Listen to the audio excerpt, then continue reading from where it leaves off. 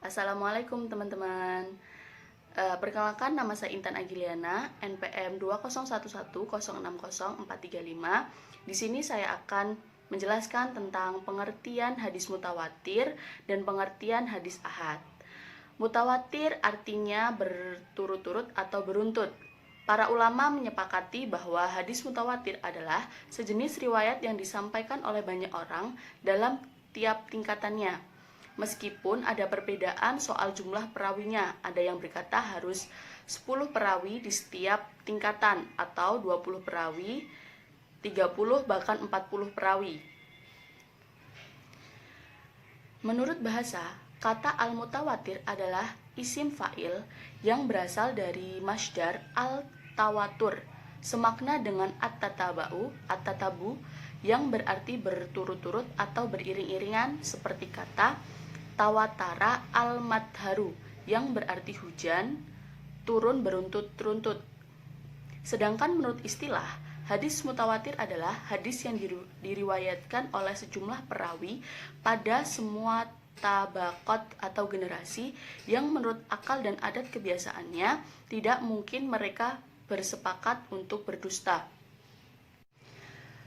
Selanjutnya, menurut Fatur Rahman, secara definitif hadis mutawatir adalah suatu hadis hasil tanggapan dari panca indera yang diriwayatkan oleh sejumlah besar rawi yang menurut adat kebiasaan mustahil mereka berkumpul dan bersepakat dusta.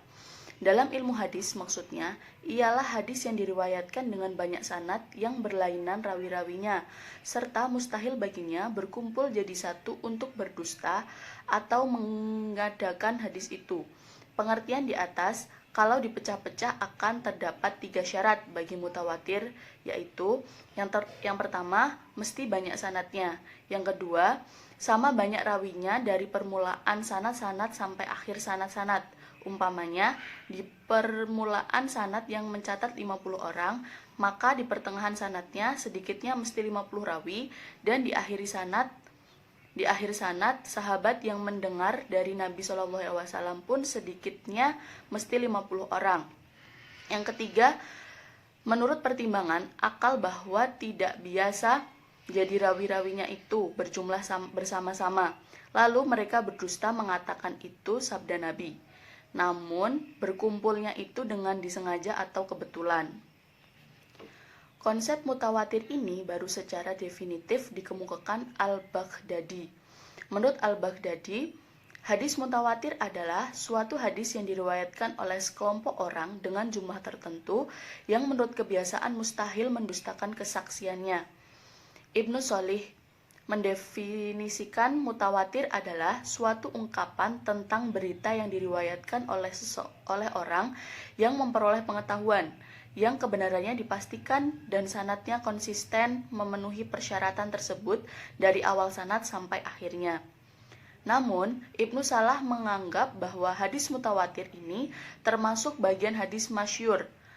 Kategori ini diakui oleh Ashkalani bahwa setiap hadis mutawatir itu hadis masyhur, tetapi tidak sebaliknya. Pemahaman Ibnu Salah terhadap hal ini dapat dibenarkan jika yang dimaksud adalah tersebarnya riwayat yang diketahui oleh orang banyak. Ulama yang paling jelas dan rinci menerangkan hadis mutawatir ialah Ashkalani, yaitu dengan mengatakan bahwa hadis mutawatir adalah hadis yang diriwayatkan oleh sejumlah orang yang mustahil menurut kebiasaannya melakukan kesepakatan untuk berdusta dan meriwayatkan hadis itu dari awal sampai akhir sanad. Jadi, berdasarkan definisi di atas, terlihat secara jelas bahwa proses konsep mutawatir ada dan berjalan secara gradula dari generasi ulama ke generasi ulama lainnya. Namun, pendapat yang dianggap tidak disetujui oleh mayoritas ulama ialah penolakan Ibnu Hibban terhadap adanya mutawatir. Hibban menyatakan bahwa hadis itu semuanya ahad, tidak ada hadis mutawatir. Tentu pendapat Hibban tersebut banyak ditolak oleh para ahli hadis. Karena dalam kenyataannya ada hadis-hadis yang dinilai mutawatir. Meskipun demikian, Hibban menganggap bahwa mengamalkan hadis ahad itu hukumnya wajib karena termasuk qat'i. Pendapat tersebut ditolak oleh ulama lain yang beranggapan bahwa hadis ahad adalah zanni bukan qat'i, seperti anggapan yang digulirkan oleh Ibnu Hibban. Lalu yang selanjutnya ada pengertian hadis ahad. Ahad menurut bahasa adalah ahadun atau jamak yang berarti satu. Dengan demikian khabar wahid adalah suatu berita yang disampaikan oleh satu orang saja. Secara terminologis, hadis ahad adalah hadis yang tidak memenuhi syarat-syarat hadis mutawatir, sedangkan menurut Al-Buti, hadis ahad didefinisikan sebagai hadis yang sanadnya sah dan bersambung hingga sampai kepada sumbernya atau nabi, tetapi kandungannya memberikan pengertian zanni dan tidak sampai kepada qat'i. Pengertian hadis ahad menurut istilah yang didefinisikan oleh para ulama, yaitu artinya khabar yang jumlah perawinya tidak sebanyak jumlah perawi hadis mutawatir, baik perawinya itu 1, 2, 3, 4, 5, dan seterusnya, memberikan pengertian bahwa jumlah perawi tersebut tidak mencapai jumlah perawi hadis mutawatir. Jadi, semua hadis yang jumlah perawi yang meriwayatkan tidak mencapai jumlah perawi hadis mutawatir tersebut adalah hadis ahad. Baik perawi itu seorang, 2 orang, 3 orang, 4, dan 5, seterusnya, yang tidak memberikan pengertian dengan jumlah tersebut masuk ke dalam hadis mutawatir, baik bilangan-bilangan tersebut terdapat pada semua generasi tabaqotnya maupun dari sebagian tabaqotnya saja. Sekian penjelasan dari saya. Materi selanjutnya akan disampaikan oleh teman saya. Terima kasih. Assalamualaikum warahmatullahi wabarakatuh. Nama Ajeng Sri Lestari, NPM 2011-060009. Baik, di sini saya akan melanjutkan materi yaitu tentang hadis mutawatir ditinjau dari kuantitasnya. Menurut para ulama, hadis mutawatir dibagi menjadi 3 macam, yaitu yang pertama, hadis mutawatir lafzi. Menurut Nur Aldin, yang dimaksud dengan hadis mutawatir lafzi adalah ma tawatarat riyawatuhu ala lafzin wahidin, yaitu hadis yang mutawatir periwayatannya dalam satu lafaz. Muhadisin memberi pengertian hadis mutawatir lafzi adalah suatu hadis yang sama mufakat bunyi lafaz menurut para rawi dan demikian juga pada hukum dan maknanya. Hadis mutawatir lafzi dilihat dari segi kuantitasnya, maka jumlahnya sangat sedikit sekali karena sangat sulit jumlah perawi yang begitu banyak dapat meriwayatkan sebuah hadis dalam satu keseragaman redaksi. Contoh hadis mutawatir, barang siapa yang sengaja berdusta atas namaku, hendaklah ia bersiap-siap menduduki tempat duduk di neraka. Hadis riwayat Al-Bukhari. Menurut Abu Bakar Al-Bazar, hadis tersebut diriwayatkan oleh 40 orang sahabat dan sebagian ulama mengatakan bahwa hadis tersebut diriwayatkan oleh 62 orang sahabat dengan lafaz dan makna yang sama. Hadis tersebut terdapat pada 10 kitab hadis, Al-Bukhari, Muslim, Ad-Darimi, Abu Dawud, Ibnu Majah, At-Tirmizi, At-Tayasili, Abu Hanifah, At-Tabarani, Al-Hakim. Yang kedua, hadis mutawatir maknawi. Mahmud Al-Tahan mendefinisikan hadis mutawatir maknawi dengan ma tawatara maknahu duna lafidi, yaitu hadis yang maknanya mutawatir tetapi lafadznya tidak. Hadis mutawatir maknawi adalah hadis mutawatir yang maknanya sama akan tetapi redaksinya berbeda. Perbedaan lafadz itu bisa saja terjadi karena Rasulullah sendiri menyatakan sabdanya dengan bahasa yang berbeda-beda. Bisa di tingkat sahabat karena kemampuan mereka beragam di dalam menerima hadis Rasulullah. Juga bisa pada perawi pada tingkat dan tabaqat setelah sahabat. Hadis semacam ini berjumlah sekitar 100 hadis dengan redaksi yang berbeda-beda, tetapi mempunyai titik persamaan, yakni keadaan Nabi Muhammad SAW mengangkat tangan saat berdoa. Yang ketiga, hadis mutawatir amali adalah sesuatu yang mudah dapat diketahui bahwa hal itu berasal dari agama dan telah mutawatir di antara kaum muslimin bahwa Nabi melakukannya atau memerintahkan untuk melakukan atau serupa dengan itu. Secara kuantitas, jumlah hadis mutawatir amali ini banyak sekali, seperti hadis yang menerangkan waktu sholat, rakaat sholat, sholat jenazah, sholat id, tata cara sholat, pelaksanaan haji, kadar zakat harta, hijab perempuan yang bukan mahram, dan segala amal yang telah menjadi kesepakatan, ijma, dan lain sebagainya. Contoh hadis mutawatir amali, la sholati ilayya mal Qur'an, yang artinya tidak sah sholat itu dengan tidak membaca Fatihah. Faidah hadis mutawatir. Hadis mutawatir memberi faidah ilmu daruri, yakni suatu keharusan untuk menerima dan mengamalkan sesuai dengan yang diberikan oleh hadis mutawatir tersebut, hingga membawa pada keyakinan yang qot'i atau pasti. Menurut Ibnu Taimiyah, bahwa suatu hadis kadang-kadang dianggap mutawatir oleh sebagian golongan, tetapi tidak bagi golongan lain. Para perawi hadis mutawatir tidak perlu dipersoalkan, baik mengenai keadilan maupun kedabitannya, sebab dengan adanya persyaratan dan yang begitu kuat, menjadikan mereka tidak mungkin sepakat melakukan dusta. Para ulama ushul dan juga Imam Nawawi dalam syarah Muslim tidak menetapkan syarat Muslim bagi para perawi hadis mutawatir. Ada juga yang mengatakan bahwa hadis mutawatir tidak termasuk dalam pembahasan ilmu hadis, sebab ilmu hadis membicarakan sahih atau tidaknya suatu hadis dilihat dari para perawi dan cara penyampaiannya, periwayatannya. Sedangkan dalam hadis mutawatir, kualitas para perawinya tidak dijadikan sasaran pembahasan. Yang menjadi titik tekan dalam hadis mutawatir ini adalah kuantitas perawi dan kemungkinan adanya kesepakatan berdusta atau tidak. Selanjutnya, pembagian hadis ahad berdasarkan kuantitasnya.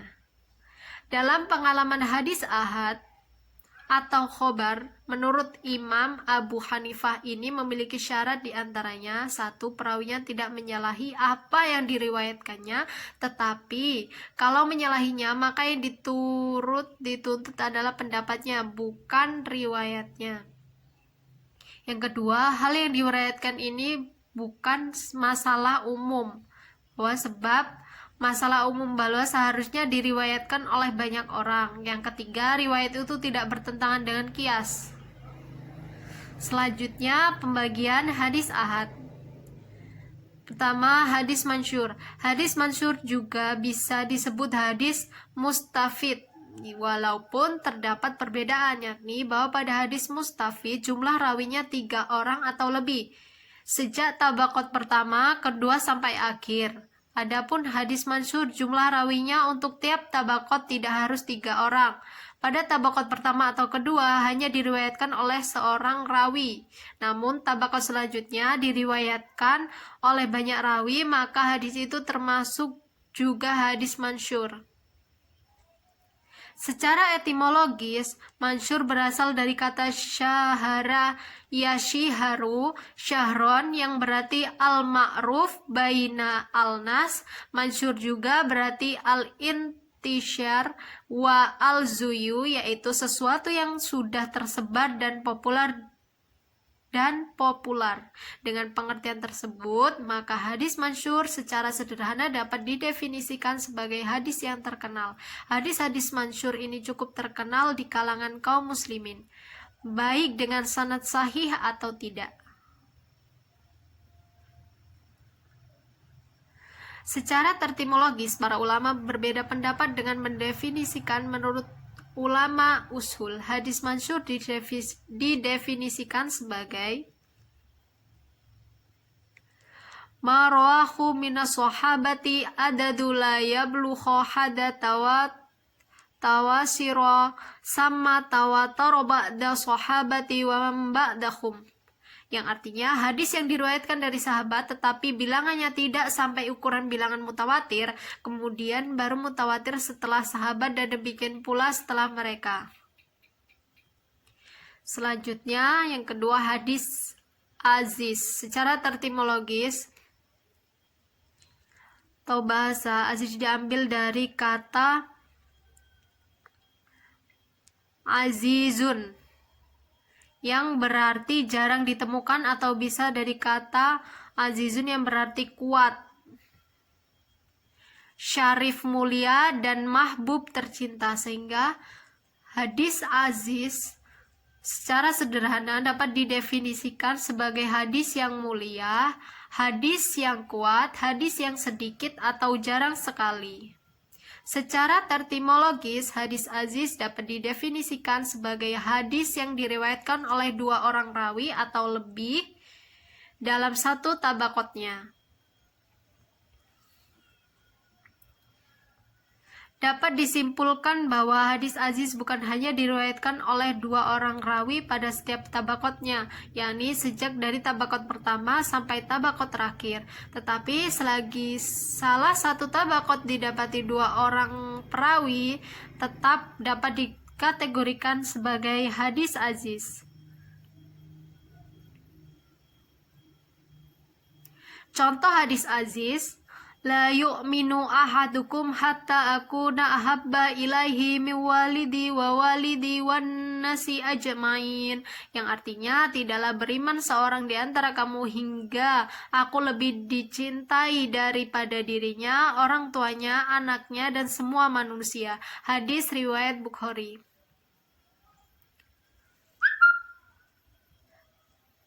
Selanjutnya adalah hadis gharib. Secara etimologis, gharib berasal dari kata ghoroba, yakhribu, yang berarti al-munfarid, yaitu menyendiri, atau ba'idan wadhanih, jauh dari tanah air. Gharib juga berarti terasing atau jauh dari tempat tinggalnya. Secara terminologis, Nur al-Din mendefinisikan hadis gharib sebagai berikut: hadis yang diriwayatkan oleh seorang perawi yang menyendiri dalam meriwayatkan, baik yang menyendiri itu imamnya maupun selainnya. Hadis ini disebut gharib karena keadaan yang asing menurut pandangan rawi-rawi yang lain, seperti keasingan yang jauh dari tempat tinggalnya. Pembagian hadis gharib. 1. Hadis gharib dilihat dari sudut penyendirian perawi. Hadis gharib mutlak. Mengapa dinamakan hadis gharib mutlak? Karena apabila penyendiriannya itu berkaitan dengan keadaan jumlah personaliannya, artinya hadis itu tidak ada yang lain yang meriwayatkannya hadis tersebut kecuali dirinya sendiri. Para ulama berbeda pendapat tentang penyendirian perawi dalam hadis gharib mutlak ini. Apakah tabaqat sahabat juga dalam kategori ini atau tidak? Sebagian ulama berpendapat bahwa tabaqat sahabat juga masuk dalam kategori ini. Artinya, jika suatu hadis diterima dari Rasul hanya oleh seorang sahabat, hadis tersebut juga disebut sebagai hadis gharib, meskipun pada tabaqah selanjutnya diterima oleh beberapa orang. Contoh hadis gharib antara lain: al-wala'u lahmatum kalimatin nasabi iyabun liyuba'u wala yukhab, yang artinya kekerabatan dengan jalan kemerdekaan sama dengan kekerabatan dengan nasab, tidak boleh dijual dan tidak boleh dihibahkan. Contoh hadis gharib tersebut diterima dari Nabi oleh Ibnu Umar. Dan dari Ibnu Umar Abdullah bin Dinar saja yang meriwayatkannya. Abdullah bin Dinar adalah seorang tabi'in yang hafiz, kuat ingatannya dan dapat dipercaya. Mungkin sekian yang dapat saya sampaikan, kurang lebihnya saya mohon maaf. Wabillahi taufik wal hidayah. Wassalamualaikum warahmatullahi wabarakatuh.